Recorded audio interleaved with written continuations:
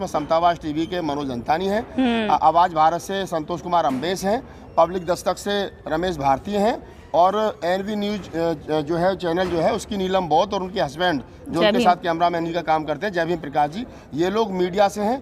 बाकी तमाम लोग जो हैं, चाहे एसआर दारापुरी साहब हैं, चाहे प्रोफेसर सिद्धार्थ रामू हैं, चाहे कुछ लोकल नेता हैं वहाँ के, ये तमाम लोग अभी तक जैसा निर्देश जी ने बताया कल शाम तक की जो जानकारी है और आज सुबह तक की जानकारी, लगभग 18 लोग अभी तक पुलिस की गिरफ्त में हैं।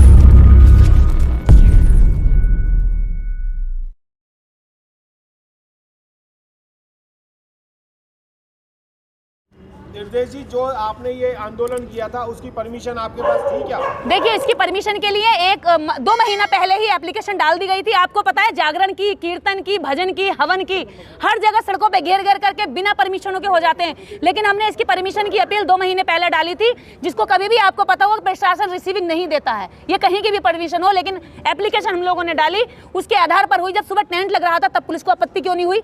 जब सुबह लोग आने जाने और बैठने शुरू हुए तब पुलिस को आपत्ति क्यों नहीं हुई? पुलिस को रात को 12 बजे आपत्ति हुई है, जब सारा आंदोलन शांतिपूर्ण तरीके से हो गया, सब लोग अपने अपने घर चले गए। शाम को पुलिस हमसे पूछ रही है आपने खाना खाया, आप थके होंगे, और एक एक करके एक एक आदमी को इस तरह से बातें बना कर अलग अलग ले जा रही है और अरेस्ट कर रही है। 1.5 घंटा मेरे साथी देव कुमार जी को अंदर रखा गया, उनसे पूछताछ की गई कौन कहां से आया, किसका क्या नाम है।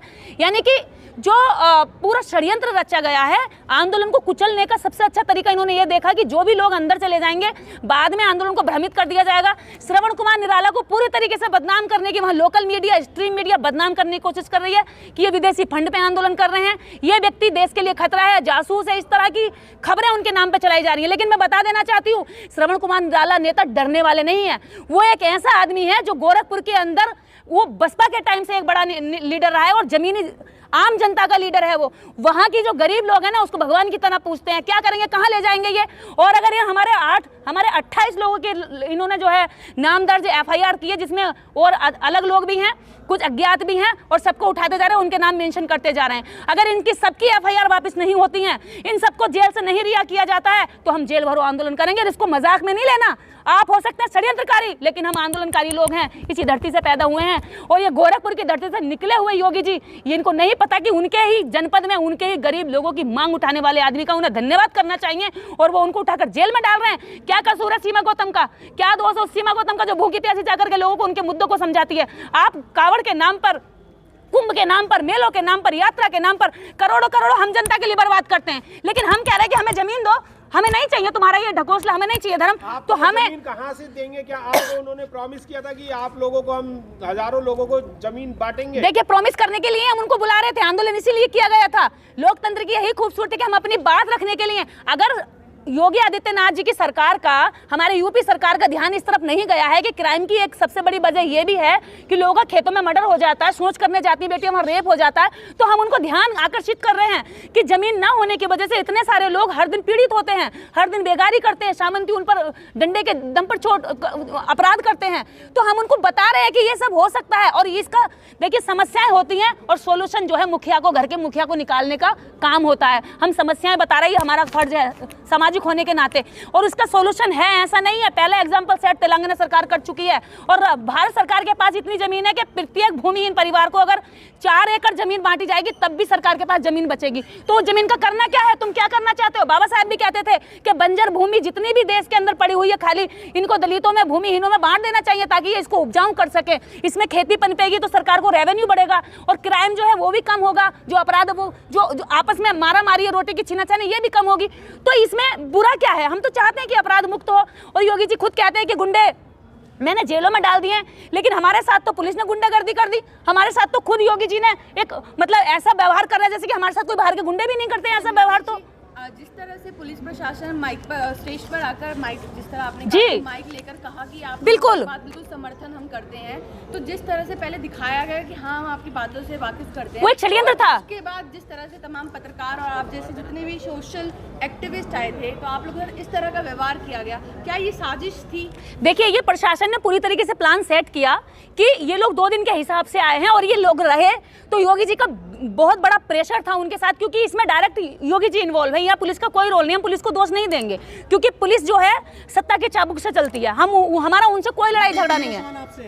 आप हजारों की संख्या में गए थे गोरखपुर कमिश्नरी में, क्या कोई स्कीम है जमीन बांटने वाली? जो बिल्कुल है। कौन सी स्कीम है? पत्रकार महोदय देखिए, ऐसी स्कीमें सरकार बनाएगी, ये मेरे हाथ में नहीं है कि मैं स्कीम, देखिए ऐसी स्कीमें सरकार बनाती है। समस्याएं जब, ऐसा तो पहले भी नहीं था कि देश के अंदर जो है यहाँ पर जनधन योजना लाई गई, आधार योजना लाई गई, कितनी सारी योजनाएं लाई गई हैं। क्या देश के अंदर जमीन वितरण योजना नहीं आ सकती? क्या योगी सरकार या भारत सरकार? आपका जो सवाल है कि क्या सरकार के पास किस प्रकार की स्कीम है, तो इसका जवाब ये है कि इससे पूर्व में, चाहे वो इंदिरा गांधी की गवर्नमेंट रही हो, चाहे मायावती की सरकार उत्तर प्रदेश में रही हो, उन्होंने भूमिहीन लोगों को जमीनें बांटी हैं। लोगों को 10-10, 15-15 बीघे के पट्टे मिले हैं, और जिन लोगों के पास जमीन नहीं थी आज वो 10-10, 15-15 बीघे के किसान हैं।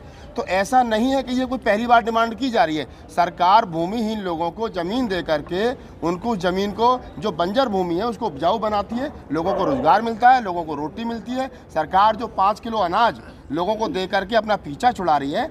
आज जो अम्बेडकर जन मोर्चा संगठन गोरखपुर में श्रवण कुमार निराला जी के नेतृत्व में काम कर रहा है, उसका मांग यही है कि आप लोगों को 5 किलो अनाज मत दीजिए, आप लोगों को 1 एकड़ ज़मीन दीजिए। उस ज़मीन को वो उपजाऊ बनाएंगे, मेहनत करेंगे, दूसरे के खेतों में जाकर के उनकी बहन बेटियों का बलात्कार होता है, उससे वो बचेंगे, उनका शोषण होगा, शोषण मुक्त समाज बनेगा और लोग आत्मनिर्भर बनेंगे। सरकार आत्मनिर्भर बनाने की बात कर रही है, तो आत्मनिर्भर बनेगी कैसे भाई? ना तो सरकार के पास ना रोजगार है, ना नौकरी है, ना कुछ है। तो आप 5 किलो अनाज मत दीजिए। जो आपके पास सरकारी जमीन पड़ी है, जो बंजर जमीन है, उसको गरीबों में, भूमिहीनों में बांट दीजिए, तो लोग आत्मनिर्भर बन जाएंगे। सरकार, माननीय प्रधानमंत्री का जो कहना है वो उस पर सरकार जो उसको साकार करेगी सरकार।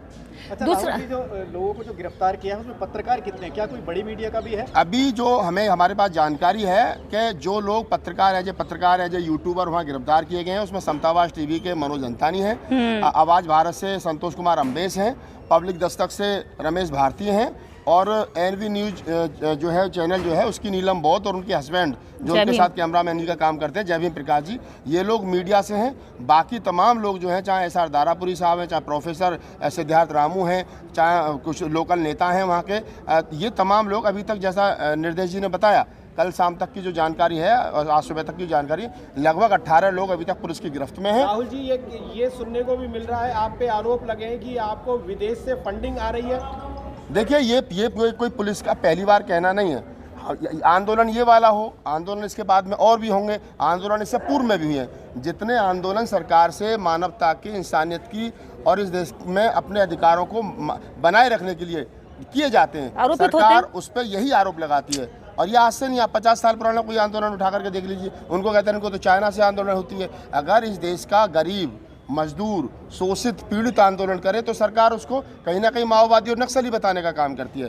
दलित करे तो उसको भी कहीं ना कहीं माओवादी और नक्सली बनाने का काम करती है। मुसलमान करे तो उसको पाकिस्तानी बताने का काम करती है। ये सिख करे और क्या नाम दूसरा करे तो उसको खालिस्तानी बताने का काम करती है। और अगर और बहुत सारे लोग हैं जिनको क्या नाम है, अब तो अर्बन नक्सलवाद से और दूसरा बहुत सारे नामों से करती है। ऐसा नहीं है। इस देश का जो 85%, 88% समाज है, जो SC, ST, OBC, गरीब, मजदूर, शोषित, पीड़ित समाज है, जो भूमिहीन समाज है, वो अपनी मांगों को लेकर के 100 साल पहले भी रोड पर था और आज भी रोड पर है। और ये देखिए, मैं ये नहीं कह रहा हूँ, हमारे ही एक पुरखे ने कहा था कि जब सड़कें वीरान हो जाती है तो संसद आवारा हो जाती है। हमारे जैसे लोगों का काम, पत्रकारों का, एक्टिविस्टों का ये काम है कि हम संसद को आवारा होने से रोकें, और अगर संसद आवारा हो गई तो यही होगा। लिहाजा इस देश के तमाम मजदूरों को, गरीबों को, पीड़ितों को एक मंच पर आकर के इस बात को बुलंद करना चाहिए, अपने अधिकारों को रखना चाहिए और सरकार को आवारा होने से रोकना चाहिए। आपके ऊपर एक और आरोप लगा है कि आप देश के नहीं है, कहीं बाहर से आए हुए 3 पत्रकारों पे ये आरोप लगे। सरकार आधार कार्ड चेक करे, उनके पिताजी का डेट ऑफ बर्थ चेक करे। मनोज अंतानी जी के पिताजी दिल्ली गवर्नमेंट में अफसर थे, वो मेरठ के रहने वाले हैं। संतोष अम्बेस के पिताजी रेलवे में अफसर थे। तो ऐसा नहीं है कि ये लोग चाइना से इंपोर्ट हुए, ये सब यहीं के रहने वाले। अब सरकार किस दबाव में इस तरीके की भाषा का इस्तेमाल कर रही है, वो क्यों कह रही है? मेरे फादर डॉक्टर थे, बुलंदशहर में जन्म हुआ, मेरे दादाजी सिलाई का काम करते थे फौज, तो सब लोग यहीं के, बाहर से कोई नहीं। एक सवाल आपसे है, आप जो है समाज की लड़ाई लड़ रहे हैं भूमिहीन लोगों की, आपके साथ में कितने लोग संगठन है जो समर्थन कर रहे हैं? 24 लाख संगठन बताए जाते हैं दलितों के। इस देश के अंदर बाबा साहब डॉक्टर अम्बेडकर के नाम से चलने वाले संगठनों की संख्या 24 लाख हो या 24 करोड़ हो, मैं उसमें नहीं जाना चाहता। मैं एक बात जानता हूँ कि जो इस देश के गरीबों का, शोषितों का, पीड़ितों का, मजदूरों का दर्द समझता है, जो संविधान में अपने राइट समझता है, जो संविधान की बात और लोकतंत्र की बात करता है, वो देश के किसी भी कोने पर रहता हो, वो हमारा साथी है। हम उसके साथ हैं और वो हमारे साथ है। आपके साथी जो है वो कई सारे जेल में बंद हैं, उनको रिहा कराने के लिए आप क्या कुछ वकील हमने वहाँ पर, हमारे जो साथी लोग हैं उन्होंने वहाँ पर टीम बनाई है। SR दारापुरी साहब जो पूर्व कमिश्नर हैं और जो वहाँ के लोकल नेता हैं, उनके वकील हैं, हमारे वहाँ वकील रविकांत जी हैं, उनके नेतृत्व में एक बेहतरीन टीम वहाँ पर काम कर रही है।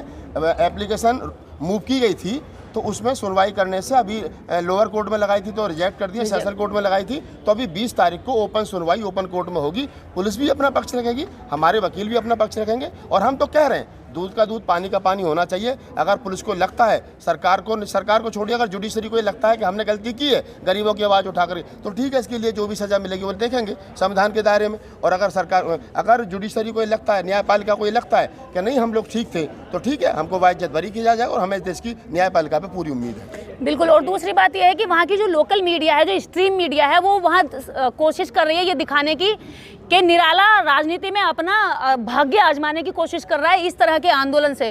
तो हम ये जानना चाहते हैं कि क्या ये जो स्ट्रीम मीडिया है, दैनिक जागरण, दैनिक भास्कर, क्या इनका राजनीति पे कॉपीराइट है कि कोई दलित राजनीति नहीं कर सकता, दलित अपनी बात रखेगा तो उसे राजनीति कहकर बदनाम कर दिया जाएगा, यानी कि हम अपनी बात बोलेंगे तो नेतागिरी हो जाएगी, वो हम पर अत्याचार करेंगे तो बहुत बड़ा न्याय हो जाएगा, बहुत बड़ा, मतलब वो बहुत बड़े बन जाते हैं। ये मीडिया का सेटअप है। इस देश के अंदर पत्रकारिता करते करे राज्यसभा चला जाए, जुडिशरी के लोग जुडिशरी में रहते हुए राज्यसभा चले जाएं, कोई आपत्ति नहीं है। एक आदमी, आम आदमी की आवाज़ उठाता हुआ अगर राजनीति में चला जाए तो अपराध मानते हैं। ये नहीं है, हर आदमी की अपनी सोच है, हर आदमी के अपने राइट्स है, उसके साथ उस काम करना। तमाम साथी जो लोग यहाँ आए, मैं सबका धन्यवाद करता हूँ। आपका बहुत बहुत धन्यवाद, आपने इस गोरखपुर मामले को पूरी पुरजोर तरीके से हमें यहाँ समर्थन दिया। आपका धन्यवाद। तमाम एक बात और, जितने भी लोग हमें सुन रहे हैं, देख रहे हैं, वो प्लीज़ आवाज़ उठाएं, क्योंकि श्रवण कुमार निराला और सीमा गौतम, वो दोनों का परिवार वहाँ पे बहुत ज़्यादा दर्द में है।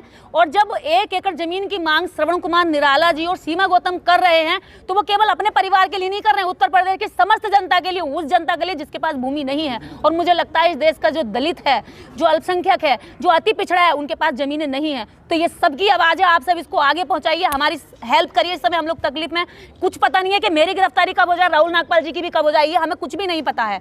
हो सकता है इसके बाद तुरंत हम पुलिस अलर्ट होकर के हम लोगों के तक पहुंच जाए। हम यहाँ तक कैसे पहुंचे ये हम लोग ही जानते हैं, और अभी तक हम सुरक्षित हैं। इसके पीछे भी हम लोगों की सूझबूझ और हमारे बहुत सारे लोगों का सहयोग है जो हम यहाँ तक अभी सुरक्षित हैं। तो आप लोगों से मेरी हाथ जोड़ के अपील है कि ये समाज की लड़ाई है, ये आप लोगों की लड़ाई है, भूमिहीनों की लड़ाई है, गरीबों की लड़ाई है। इस लड़ाई को मजबूत करिए। श्रवण कुमार निराला और सीमा गौतम को बचाने के लिए हमारा साथ दीजिए। हमारे लोग जेल में, हम रात को सो नहीं पा रहे हैं, पता नहीं उनके साथ कैसा व्यवहार किया जा रहा है, क्या हो रहा है, कैसे कर रहे हैं, कुछ हमें नहीं पता दिया जा रहा है। क्योंकि पहले दिन भी रिजेक्ट कर दी थी हमारी अपील, और अभी हमें 20 का भी कुछ भरोसा नहीं है कि हमारे साथ क्या होगा। तो मेरी आप लोगों से हाथ जोड़कर अपील है कि इस आंदोलन को सपोर्ट करिए, इन लोगों को बचाने के लिए हमारी हेल्प करिए। जय भीम।